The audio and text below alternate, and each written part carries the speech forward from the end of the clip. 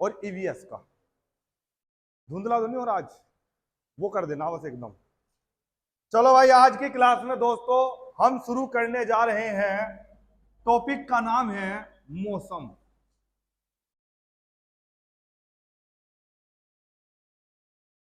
मौसम जो है दोस्तों एक अरबी शब्द है। मौसम से बना है।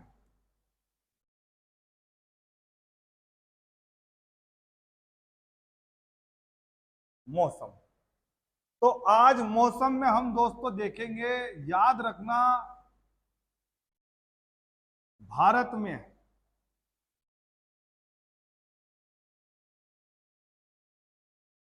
कुल 3 तरह की हवा चलती है।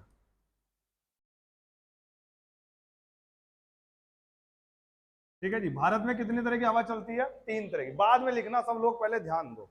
अगर ये टॉपिक आपको समझ में आ गया तो शायद लिखने की भी जरूरत ना पड़े, और अगर ये दिमाग में सेट ना हो तो कितने ही कॉपियां नीली पीली कर देना, कुछ नहीं समझ में आएगा। तो इसलिए समझो टॉपिक, भारत में 3 तरह की हवा चलती है। नंबर 1, दक्षिण पश्चिम हवा। नंबर 2, उत्तर पूर्वी हवा। नंबर 3, पश्चिमी विक्षोभ। चलो जी सर, समझाओ थोड़ा सा इसके बारे में, ये हवाओं का कंसेप्ट क्या है, 3 तरह की हवाएं कैसे चलती है। पहले आप कंसेप्ट समझो कि हवा चलती क्यों है, क्या रीजन है हवा चलने का। क्या ऐसा नहीं कि अभी बैठे आप एकदम हवा चल गई और एकदम बंद होगी, इसके पीछे का रीजन समझो क्या है। देखो दोस्तों, ये है पृथ्वी। क्या है ये? पृथ्वी।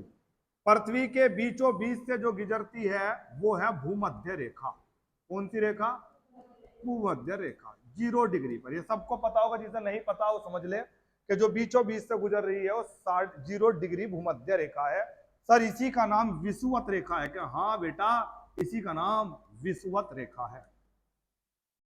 चलो जी, अब इसके बाद अगर मैं बात करूं, एक रेखा 23.5 डिग्री पर ऊपर खींची गई है और एक रेखा नीचे 23.5 डिग्री पर खींची गई है। इस 23.5 डिग्री रेखा का नाम है कर्क रेखा और इस 23.5 डिग्री का नाम है मकर रेखा। चलिए जी, अब मैं बात करता हूं दोस्तों, अब मैं इसे हटा देता हूं। विषुवत रेखा है तो आपने लिख ही लिया होगा, ठीक है नहीं? बाकी अब मैं थोड़ा कलर भी चेंज कर देता हूं ताकि तुम्हें थोड़ी फीलिंग अच्छी आए। चलो जी, ये मैंने यहां बनाया सूर्य। चलो जी, अब आपसे क्वेश्चन पूछा जाता है कि सर 23.5 डिग्री पर ही कर्क रेखा क्यों है, वो 23 डिग्री पर क्यों नहीं है? अब आपके दिमाग में क्वेश्चन आता है कि मकर रेखा नीचे 23.5 डिग्री पर ही क्यों है, वो 24 डिग्री पर क्यों नहीं है? तुम में से आधे लोगों को यह भी नहीं पता होगा कर्क रेखा और मकर रेखा का कंसेप्ट क्या है। तो ध्यान से सुनना दोस्तों, जैसे आप अपने घर में एक बल्ब लगाते हैं तो बल्ब का चांदना, जो बल्ब होता है पूरे कमरे में होता है, लेकिन जहां आप उसे होल्डर में लगाओगे ठीक उसके ऊपर नजर मार के देखना, जो पहले 100 वाट का बल्ब होता था, ऊपर जो दीवार होगी, जो लेंटर होगा, उसे वहां से काला कर देगा। क्यों कर देगा काला? क्योंकि सूर्य का प्रकाश पूरी पृथ्वी पर पड़ रहा है, लेकिन पृथ्वी पर सूर्य का प्रकाश जहां जहां तक लंबवत आया, वैज्ञानिकों ने वहां पर रेखा खींच दी। तो देखा पृथ्वी का प्रकाश ऊपर उत्तरी गोलार्ध में 23.5 डिग्री तक लंबवत आ रहा था, 23.5 से ऊपर नहीं आ रहा था, तो 23.5 पे कट लगा दिया। नीचे भी 23.5 पे आ रहा था तो 23.5 पे कट लगा दिया। एक रेखा नीचे 23.5 पे खींच दी और एक रेखा 23.5 पे, और इसका नाम कर्क रेखा और इसका नाम मकर रेखा। तो अगर ऊपर 24 डिग्री पर सूर्य का प्रकाश लंबवत पड़ता तो 24 डिग्री पर कर्क रेखा होती, और अगर 25 पे पड़ता तो 25 डिग्री पर कर्क रेखा होती। तो यानी कि कर्क और मकर रेखा का कंसेप्ट जो मुझे समझ में आया सर, वो ये आया कि कर्क रेखा से मकर रेखा के बीच, कर्क रेखा से मकर रेखा के बीच सूर्य का प्रकाश सीधा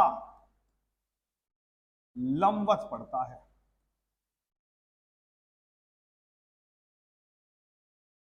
तो अर्थात ये वाला जो एरिया है दोस्तों, ये एरिया पूरा का पूरा गर्म रहता है पृथ्वी पर। क्या रहता है? गर्म रहता है। तो जितने भी गर्म देश हैं, जितने भी काले काले देश हैं, गर्म देश हैं, जैसे जिम्बाब्वे, वेस्ट इंडीज, जो ब्लैक कंट्री हैं, वो सब इसी के बीच में आएंगे। और जितने भी सुंदर लोगों वाले देश हैं, जहां गोरे लोग हैं, कूल लोग हैं, शांति प्रिय लोग हैं, बर्फ ही बर्फ है, वो सब दोस्तों इसमें आएंगे।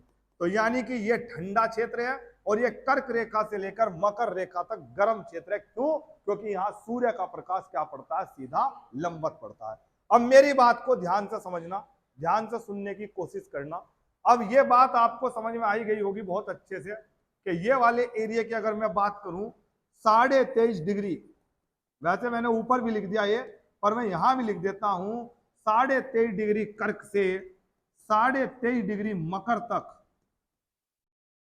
क्या रहेगा दोस्तों? उच्च ताप। क्या रहेगा? उच्च तापमान। उच्च तापमान रहेगा। क्यों रहेगा उच्च तापमान? अरे जब सूर्य की प्रकाश की किरणें पड़ेंगी तो वहां क्या होगा? टेम्परेचर हाई होगा। और एक बात ध्यान रखना, जितना तापमान हाई होगा वहां की हवा उतनी ही गर्म हो जाएगी। क्या हो जाएगी? हवा गर्म हो जाएगी। और गर्म हवा हल्की होकर ऊपर चली जाएगी। यानी कि जहां पर तापमान उच्च होगा वहां हवाएं गर्म होंगी और गर्म हवाएं हल्की होती हैं और हल्की चीज ऊपर उड़ जाती है। और जब हवा ऊपर चली जाएगी तो नीचे क्या रह जाएगा? निम्न वायु दाब। क्या रह जाएगा? निम्न वायु दाब। तो इसका मतलब इन दोनों के बीच में एक रिलेशन है। क्या रिलेशन है? कि अगर उच्च तापमान होगा तो वायु दाब क्या होगा? निम्न होगा। ध्यान रखना, तेरे को जो घुटन महसूस होती है, कई बार तुझे लगता है बड़ी उमस हो रही है, बड़ा बाहर चला जाऊं यहां से, तो जो गर्मी होती है, वो जो घुटन होती है, वो तभी होती है जो गर्मी होती है। सर्दियों में तो तेरे ऊपर 7 रजाई डाल दो तुझे तब भी सांस आएगा। आएगा कि नहीं आएगा? और गर्मी में तेरे मुंह पे एक चद्दर गिर जाए तेरा दम घुट जाएगा, क्योंकि गर्मी में उच्च तापमान और क्या होगा? निम्न वायु दाब। और सर्दियों में क्या होगा? निम्न तापमान होगा, टेम्परेचर निम्न होगा और वायु दाब क्या होगा?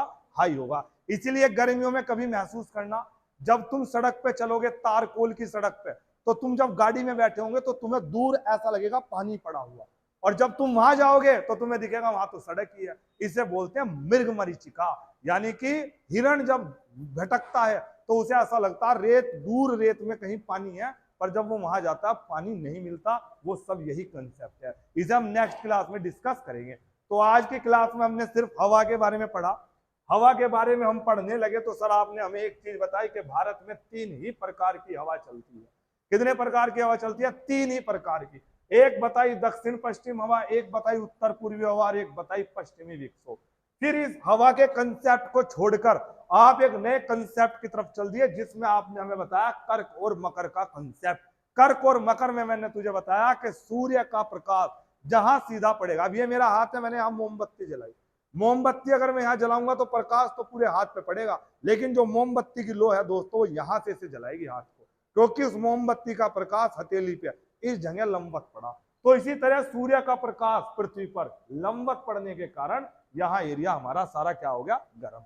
अब ध्यान से देखेंगे, अब एक वैज्ञानिक हुआ है फेरल। कौन वैज्ञानिक हुआ है? फेरल। चलो जी, फेरल ने क्या किया है दोस्तों? फेरल ने नियम दिया है, नियम बताया है, हर खाली जगह भर जाती है।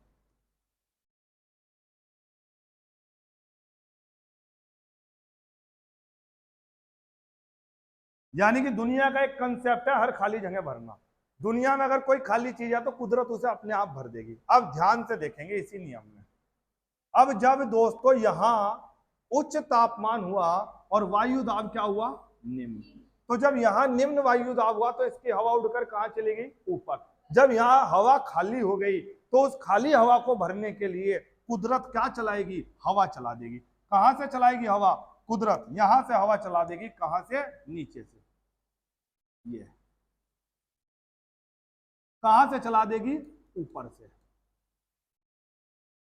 तो यानी कि जब यहां निम्न वायु दाब होगा तो हवाएं कहां से चलेंगी? ऊपर से और नीचे से।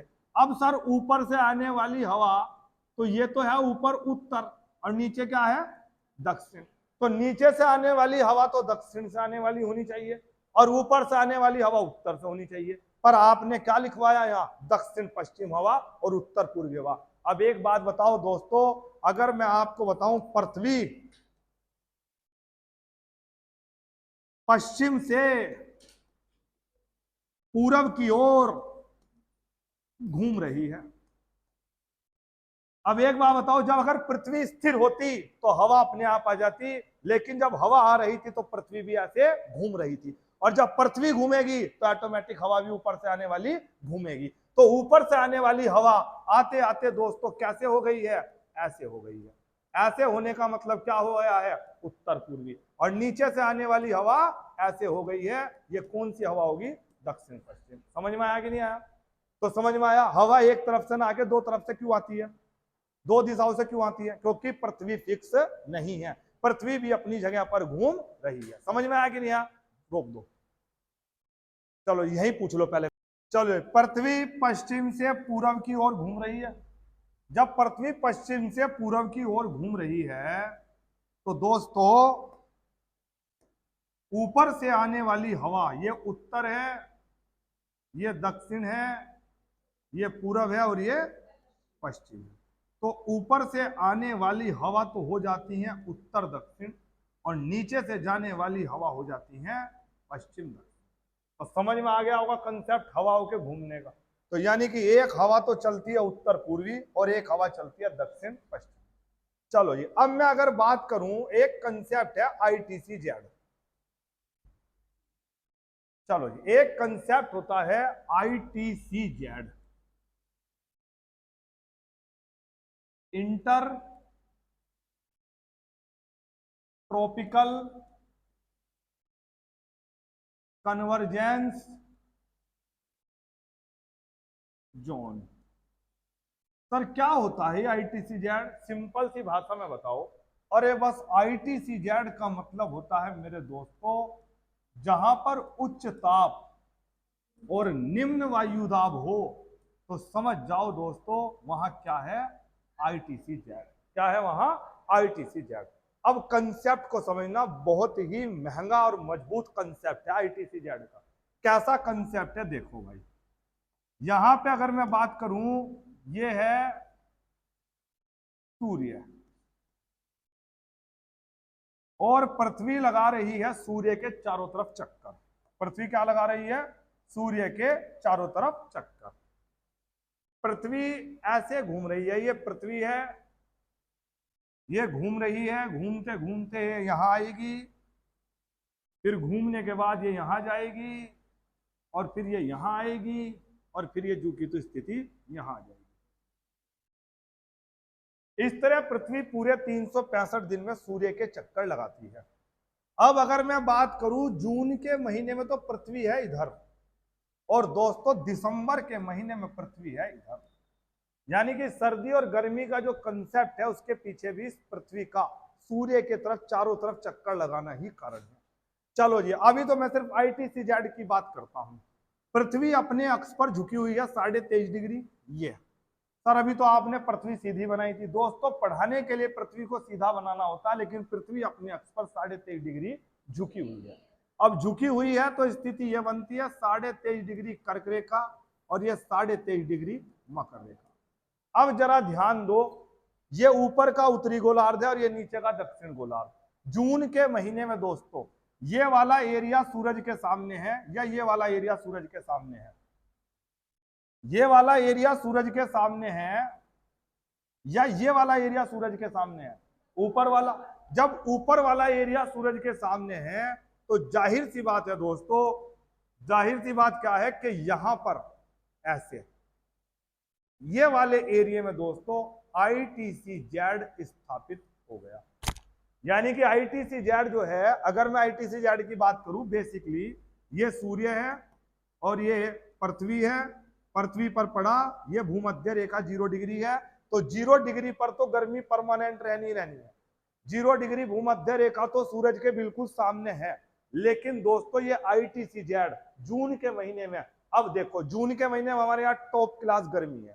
टॉप क्लास गर्मी होने का कारण क्या है? क्योंकि ITC-Z हमारे यहाँ है उच्च तापमान और निम्न वायु दाब। ये देखो भारत के बीचों बीच से 23.5 डिग्री रेखा गुजर रही है, ये भारत है यहाँ।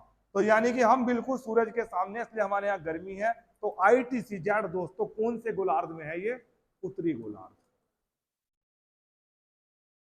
आधे गोला जो ऊपर तक है उत्तरी गोलार्ध, और नीचे वाला गोला क्या है? दक्षिण गोलार्ध। तो जून के महीने में ITC-Z कौन से गोलार्ध में है मैडम? उत्तरी गोलार्ध में। कहाँ है? कहाँ है? उत्तरी गोलार्ध में। कौन से महीने में? जून के महीने में। अब जरा दक्षिण पे नजर दौड़ाते हैं। दक्षिण पे नजर दौड़ाऊं तो ये 0 डिग्री है, ये 23.5 डिग्री कर्क रेखा है, और ये 23.5 डिग्री मकर रेखा है।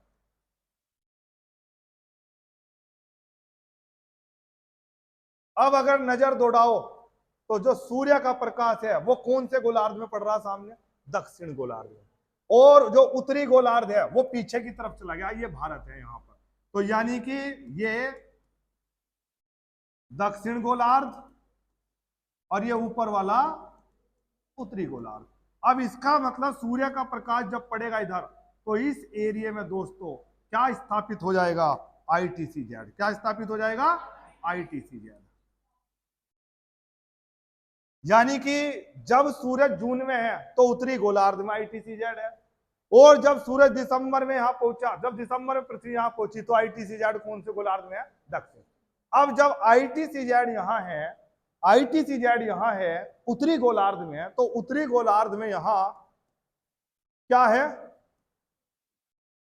और क्या है? Very good. क्या है? निम्न वायुदाब। उच्च तापमान और निम्न वायुदाब। अब जब यहां निम्न वायुदाब है इस एरिया में, तो दोस्तों नीचे से फेरल का नियम है क्या? हर खाली जगह को भरना। तो जब यहां खाली जगह भर गई है तो हवाएं कहां से चलनी शुरू हो जाएंगी? नीचे से। कहां से चलनी शुरू हो जाएंगी हवा? नीचे से। जब यहां दक्षिण गोलार्ध में ITC-Z है तो यहां क्या है? निम्न वायुदाब। तो इन्हें हवा देने के लिए हम कहां से ऊपर हवा चला देंगे? ऊपर से। समझ में आई बात? तो यानी कि जब सूर्य दक्षिणायन होगा तो हवाएं चलेंगी कौन सी? ऊपर से, उत्तर पूर्वी। उत्तर पूर्वी। और जब सूर्य होगा दोस्तों उत्तरायण, उत्तरी गोलार्ध में, तो हवा चलेगी कौन सी? दक्षिण पश्चिम। बात समझ में आई कि नहीं आई? क्लियर समझ में? अब एक बार देखते हैं, ध्यान से समझते हैं। अब यानी कि मैं बात करूं दोस्तों हवाओं की।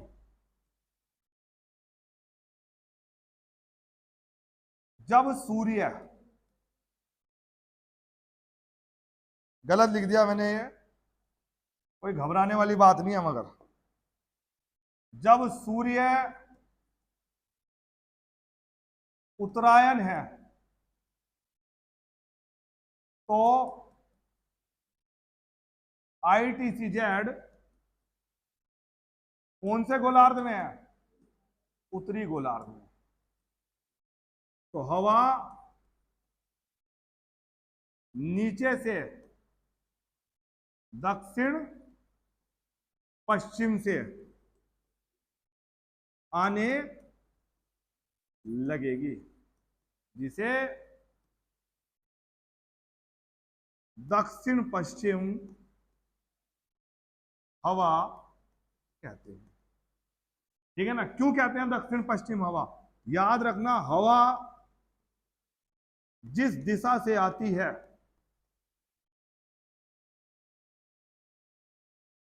उसी नाम से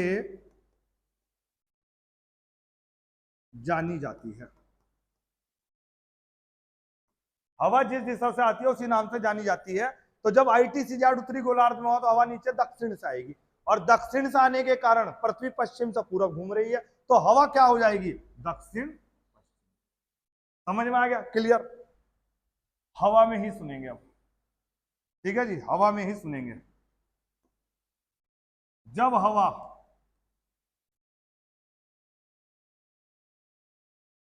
जब सूर्य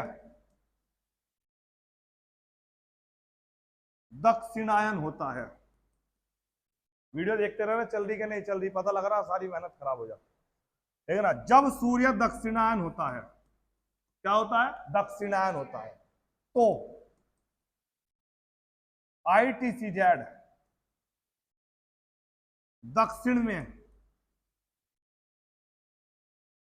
स्थापित हो जाता है। ITC जब सूर्य दक्षिण होता है तो ITCZ दक्षिण गोलार्ध में स्थापित हो जाता है। अतः ऊपर उत्तरी गोलार्ध से हवा आने लगती है। ठीक है जी, आनी तो ऊपर हवा उत्तर से थी, पर हवा क्या आएगी उत्तर से ही, लेकिन जब पृथ्वी घूम रही है तो हवा भी घूम जाएगी। अतः उत्तर पूर्वी हवा चलने लगती है। लो सर, मुझे एक बहुत बड़ा कंसेप्ट समझ में आ गया। क्या समझ में आ गया सर? मुझे एक बात समझ में आ गई। क्या? जब सूर्य उत्तरायण होगा तो हमारे यहाँ गर्मी होगी। जब गर्मी होगी तो कन्फर्म है कौन सी हवा चलेगी? दक्षिण पश्चिम। तो फिलहाल जो हवा चल रही है, कौन सी हवा चल रही है? दक्षिण पश्चिम। तो इसका मतलब सर, जब सूर्य दक्षिणायन होगा तो हमारे यहाँ क्या होगी? सर्दी। तो सर्दी में जो हवा चलेगी वो कौन सी हवा चलेगी? उत्तर पूर्वी। समझ में आ गया? तो बहुत बड़ा कंसेप्ट आज की क्लास में आपने समझा हवा का। अब मैं आपको इन हवाओं के बारे में पूरा कंसेप्ट बताता हूं, कौन सी हवा की क्या खासियत है और कौन सी नहीं। इसका स्क्रीनशॉट ले लेना, नोट्स बना लेना। जीवन में कोई भी आपका एग्जाम हो, किसी भी लेवल का एग्जाम हो, किसी भी कंपटीशन का, इस टॉपिक से बाहर आपको ऐसा नहीं लगेगा कि कोई क्वेश्चन आया और आपसे नहीं हुआ। चलिए जी, अब मैं आपको सारी हवाओं का कंसेप्ट समझाता हूं। नंबर 1, बताओ कौन सी हवा समझाऊं आपको सबसे पहले? सर, जो आपका दिल करे वो समझा लो। चलो, मेरा दिल कर रहा दक्षिण पश्चिम समझाने का। ले, मैं अपने मन की सुनूंगा दक्षिण पश्चिम हवा। ले भाई, चलो जी, दक्षिण पश्चिम हवा का पूरा ऑपरेशन करते हैं। इसके क्या बेनिफिट है ध्यान रखना। अभी जो मैंने आपको लिखवाया है, एक चीज और इसमें ध्यान रखना। जो ये मैंने हवा आपको बताई ना, ये वाली हवा, इन्हीं हवाओं को जानते हो क्या बोलते हैं? व्यापारिक पवने। व्यापारिक पवने इन्हीं बोलते हैं। सर, व्यापारिक पवने क्यों बोलते हैं? इन्हीं से तो दोस्तों जहाज चलते हैं समुद्र में, इन्हीं से सारी फसलें पैदा होती हैं, और जो पहले समय में व्यापार होता था सब इन्हीं के द्वारा होता था, होता अब भी है। यानी कि इसलिए इन दोनों का नाम क्या है? व्यापारिक पवने। चलो जी, अब व्यापारिक पवनों के बाद हम बात करते हैं सबसे पहले दक्षिण पश्चिम हवा की। हम सिर्फ भारत की बात करेंगे अभी।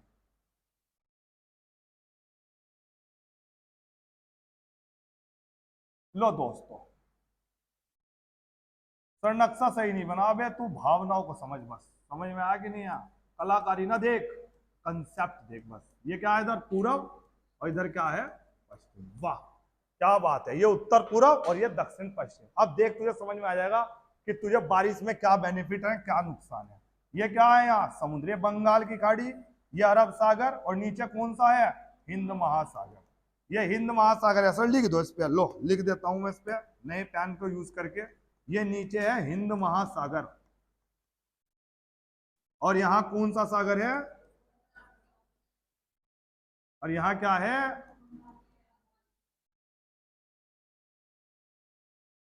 बंगाल की खाड़ी। चलो जी, अब मैं आपको बताता हूं दक्षिण पश्चिम हवा। दोस्तों, नीचे से दक्षिण पश्चिम हवा जब भारत में प्रवेश करेंगी, ये ये ये करी इन्होंने हवा। अब मुझे एक बात बताओ, जब ये नीचे से हवा आ रही है तो दोस्तों ये हवा किसके ऊपर से आ रही? हिंद महासागर। किसके ऊपर से आ रही है? हिंद महासागर। अब ये समुद्र है, जब हवा इसके ऊपर से आएगी तो जाहिर सी बात है वो अपने साथ क्या लेकर आएगी? नमी लेकर आएगी। क्या लेकर आएगी? नमी। तो यानी कि अगर मैं बात करूं इन हवाओं की, दक्षिण पश्चिम हवा हिंद महासागर, फिर उसके बाद अरब सागर, और अरब सागर के ऊपर से प्रवाहित होकर आती हैं। अतः ये हवाएं नमी लिए होती हैं। समझ में आ गया। तो ये हवाएं क्या लिए होती हैं, नमी। और नमी जब ये लेकर आती हैं, सबसे पहले ये हवाएं केरल में प्रवेश करती हैं। ठीक है, क्या करती है, प्रवेश। और जब ये नमी लिए होती हैं, अतः ये हवाएं अपने साथ मानसून लाती हैं।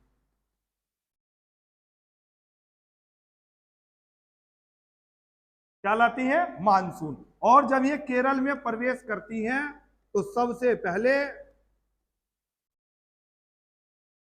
केरल में वर्षा करती हैं। अतः मैं कह सकता हूं सबसे पहले मानसून केरल में आता है। समझ में आई बात। तो ध्यान रखना, अब जुलाई लग जाएगा, बरसात का मौसम है। जैसे ही बरसात आएगी, बाहर निकल के बरसात का पानी पी लिए, क्योंकि घर बैठे तुझे कहीं का पानी मिल रहा है, हिंद महासागर का। वैसे तो तू हिंद महासागर में क्या पानी पीने जाएगा, तो जो बरसात गर्मियों में होगी वो दोस्तों तुझे कहां का पानी पिलाएगी, हिंद महासागर और अरब सागर का। आ गया समझ में। तो यानी कि सबसे पहले मानसून केरल में क्यों आया, क्योंकि हवाएं सबसे पहले कहां प्रवेश करा, इन्होंने केरल में प्रवेश करा। अब ये हवाएं आगे बढ़ी, अब तुम्हें पता लगेगा भारत सोने की चिड़िया क्यों है। अब ये जैसे ही भारत में प्रवेश करी तो यहां पर केरल में क्या है, छोटी छोटी पहाड़ियां हैं। उन छोटी छोटी पहाड़ियों से पर्वत, छोटी छोटी पहाड़ियों से बादल टकराया, और बादल टकरा के उसने वहां क्या कर दी, बरसात कर दी। अब दोस्तों उन पहाड़ियों के ऊपर से हवा ऊपर क्रॉस करके आ गई ऊपर। अब ये ऊपर आके भारत में प्रवेश करेगी, विंध्याचल पर्वत भी बहुत छोटा है, उसे भी क्रॉस करेगी। क्रॉस करने के बाद ये भारत में ऊपर प्रवेश करी इन्होंने ठंडी ठंडी हवाओं में। जैसे इन्होंने भारत में प्रवेश करा तो यहां मिल गया इन्हें हिमालय पर्वत। क्या मिल गया, यहां विशालकाय हिमालय पर्वत। अब जब ये हिमालय पर्वत से टकराई, क्योंकि मैं आपको बताऊं बरसात होने के लिए बादल का बनना जरूरी है, और बादलों का फिर किसी ना किसी चीज से टकराना बहुत जरूरी है। अब इन हवाओं में नमी थी, उस नमी से क्या हुआ, बादल बन गए। और बादल जब बने तो हिमालय पर्वत से टकराए, और हिमालय पर्वत से टकरा के उन्होंने क्या कर दी, बरसात शुरू कर दी। अब अगर ये हिमालय पर्वत ना होता तो ये हवाएं क्या निकल जाती, क्रॉस कर जाती। और अगर ये क्रॉस कर जाती तो हमारे यहाँ जुलाई में जो बरसात होती है वो बरसात ही ना होती। और अगर हमारे यहाँ जुलाई में बरसात ना होती तो हमारे यहाँ धान की फसल ही ना होती। और अगर हमारे यहाँ धान की फसल ना होती तो ये देश सोने की चिड़िया ना होता। समझ में आया। तो सबसे बड़ा योगदान किसका है, हिमालय पर्वत का है। तो दोस्तों ये बात समझ में आ गई। ये हवाएं कहाँ के ऊपर से प्रवाहित होती हैं, अरब सागर और हिंद महासागर, इसलिए नमी लिए होती हैं। सबसे पहले केरल में टकराकर क्या करती हैं, बरसात करती हैं। उसके बाद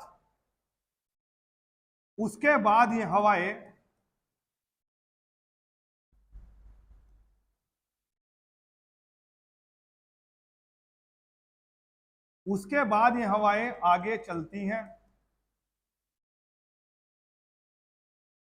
और हिमालय पर्वत से टकराकर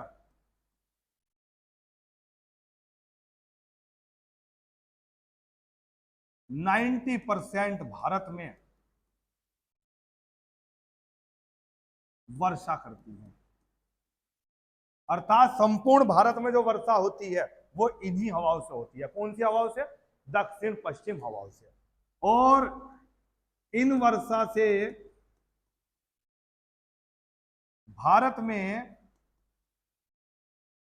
धान की खेती को फायदा मिलता है। धान मतलब चावल, जिसे खरीफ की फसल भी बोलते हैं।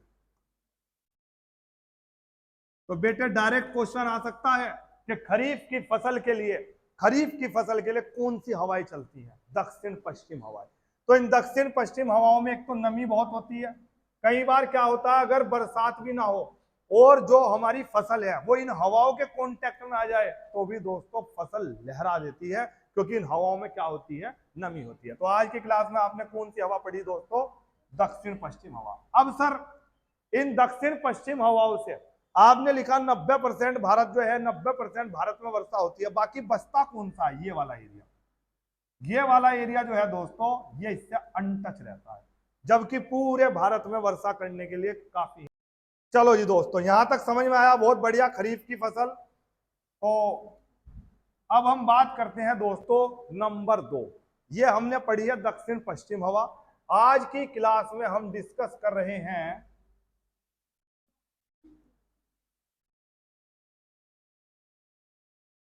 उत्तर पूर्वी हवा। वाह, कौन सी हवा पढ़ेंगे आज की क्लास में हम? उत्तर पूर्वी हवा। चलो जी,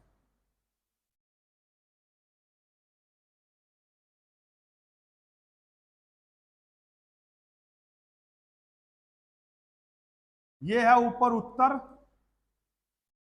ये है पूरब, नीचे है दक्षिण, और इधर है पश्चिम। ये यहां क्या है दोस्तों? हिमालय पर्वत। क्या है यहां? हिमालय पर्वत। चलो जी, अब ध्यान से देखना मेरी बात को, उत्तर पूर्वी हवाओं को। जब उत्तर पूर्वी हवाएं चलती हैं, ये 23.5 डिग्री कर्क रेखा है, ये यहां भारत है, ऐसे हवा आती है ऊपर से। ठीक है जी, जब ये ऊपर से हवा आती है, ऊपर से आई है, देखो, ठीक है ना, ये हवाएं उत्तरी ध्रुव से आने के कारण अत्यधिक ठंडी होती है।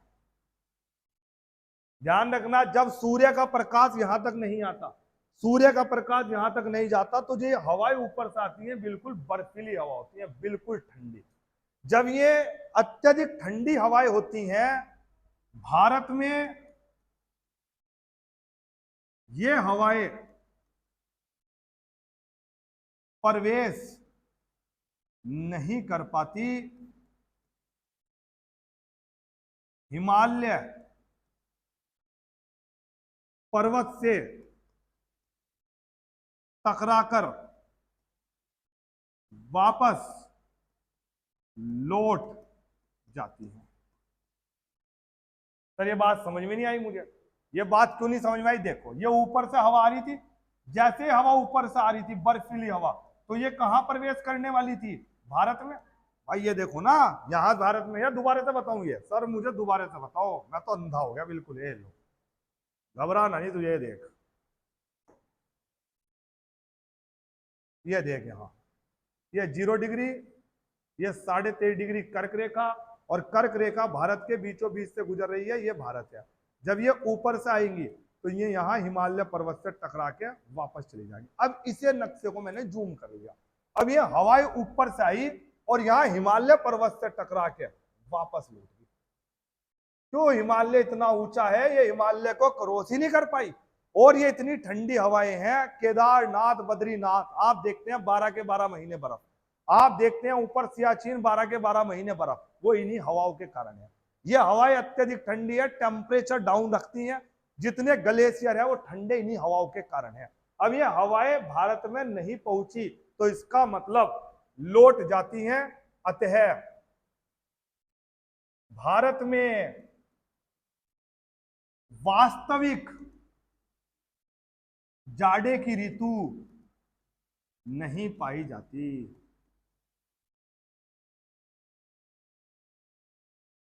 वास्तविक जाड़े की ऋतु नहीं पाई जाती। अगर किसी भारतीय व्यक्ति को अमेरिका भेज दो, कनाडा भेज दो, और उसके पास अपने लोकल कपड़े हों, और वो शराब ना पीता हो, नॉन वेज ना खाता हो, बार दोबारा से समझ लेंगे। तो दोस्तों, उत्तरी पूर्वी हवा में हमने देखा कि ये उत्तर पूर्वी हवाएं भारत में प्रवेश करने से पहले हिमालय से टकराकर यहां से वापस चली गई, इसलिए वास्तविक शीत ऋतु हमारे यहाँ नहीं पड़ी। चलो जी सर, जब ये वापस लौट गई तो इनका हमारे यहाँ का क्या काम है?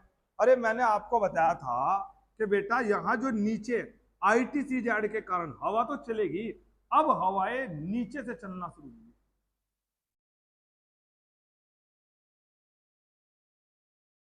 हिमालय की जड़ से। हवाएं कहां से शुरू होंगी चलनी?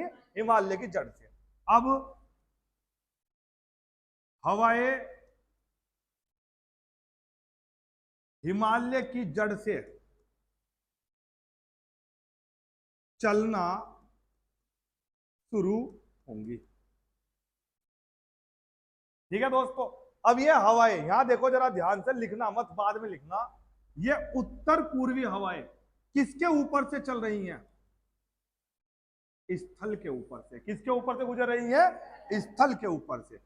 जब ये स्थल के ऊपर से गुजर रही हैं, अभी इससे पहले जो हवा पड़ी आपने नीचे से, भी किसके ऊपर से आ रही थी? समुद्र के ऊपर से। और ये हवाएं किसके ऊपर से आ रही? स्थल के ऊपर से शुरू होंगी। ये हवाएं स्थल खंड के ऊपर से प्रवाहित होने के कारण सूखी होंगी। होने के कारण सूखी, यानी कि जो हवाएं हमारे यहां ऊपर से आ रही हैं, ये हवाएं क्या है? हमारे यहां शुष्क। और एक बात और ध्यान से सुनना, जब उत्तर पूर्वी हवाएं नीचे की तरफ जा रही है तो कौन सी मौसम में चल रही है हवाएं? शीत ऋतु में। तो शीत ऋतु में उत्तर पूर्वी हवाएं कैसी हवाएं हैं? सूखी हवाएं हैं। अतः ये हवाएं वर्षा नहीं करती। इसीलिए हमारे यहां दोस्तों सर्दियों में बरसात ना के बराबर होती है। अब आप कहोगे नहीं सर, दिसंबर जनवरी में हमारे यहाँ बरसात हुई थी, अभी उसका भी रीजन बताऊंगा मैं, वो बरसात किस कारण होती है। ये हवाएं बरसात नहीं करती। अब ध्यान से देखो, इन हवाओं का कुछ भाग, ये क्या है यहां? बंगाल की खाड़ी। Very good. अब मैं अगर बात करूं, इन हवाओं का कुछ भाग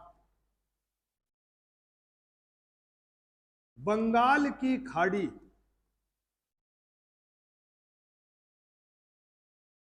के ऊपर से प्रवाहित होता है। तो मैं बात करूं, इन हवाओं का कुछ भाग बंगाल की खाड़ी के ऊपर से प्रवाहित होता है। अब मैं यहां लिखूंगा इसके बाद, अतः ये भाग बंगाल की खाड़ी से नमी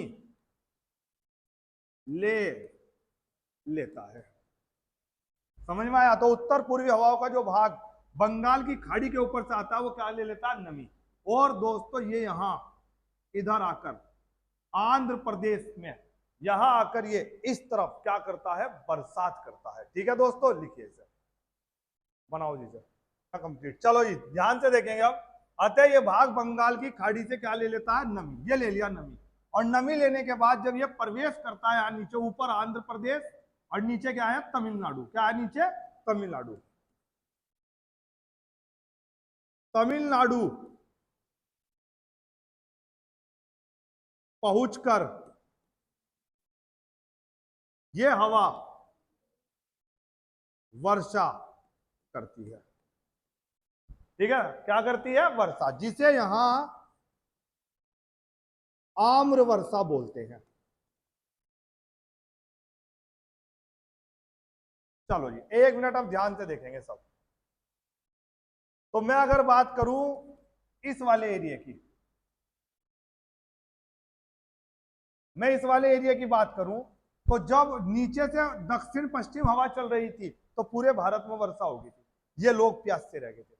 तो इन लोगों को दोस्तों ईश्वर ने बरसात के रूप में फिर ऊपर से आने वाली हवाओं से बरसात दी, और इसे कहते हैं लौटता हुआ मानसून।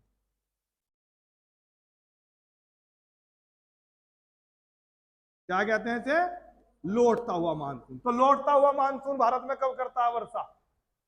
कब करता है? सर्दियों में। और कहां करता है?